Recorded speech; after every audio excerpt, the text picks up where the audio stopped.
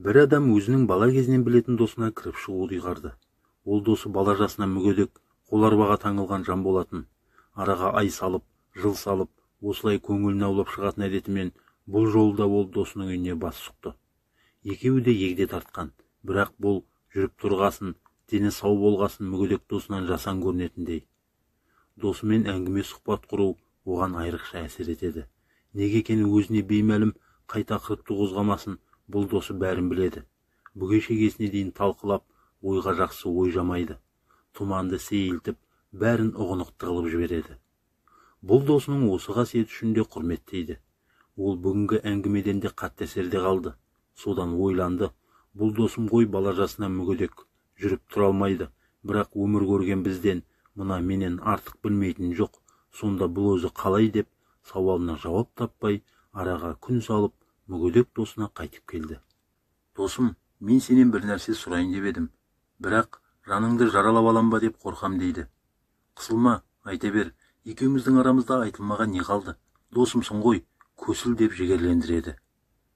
Бұл көкейіндегі сұрағын қойды. Сен ғой осы, төрт қабырғадан басқаны көрмейсің, жатсың осы, бірақ білмейтінің жоқ. Сені тыңдаса мен мүлдем өмір сүрмегендей күй кешем. Тіпті ана далада жүрген адамдарда өмір сүріп жатпағандай көрінеді маған.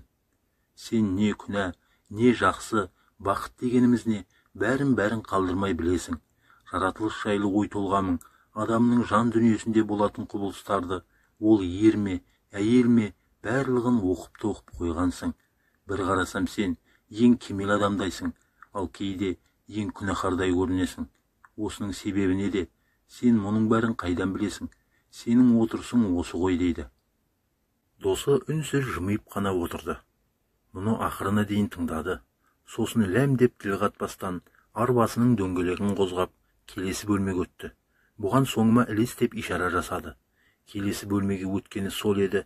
Бөлмеде сөре кітап, Құран кәрім, діни кітап, Абай, Шәкәрім, Мағжан, Толстой, Шекспир, Гёте, Пушкин, Достоевский, Чехов, не керектің бәрі тұнып тұр. Ақын жазушылар мен небір ғалымдардың еңбегі тұр. Мінекей, досым, мен осы дүниені түгел меңгердім. Оқыдым, тоқыдым, өзің айтқандай және жай оқып қойғам жоқ. Мұның бәрін жүрегімнен өткіздім. Сондықтан да мен сендер сияқты жүріп тұрмасам да, әлемнің түкпір-түкпірін шарлап шыққан адаммын.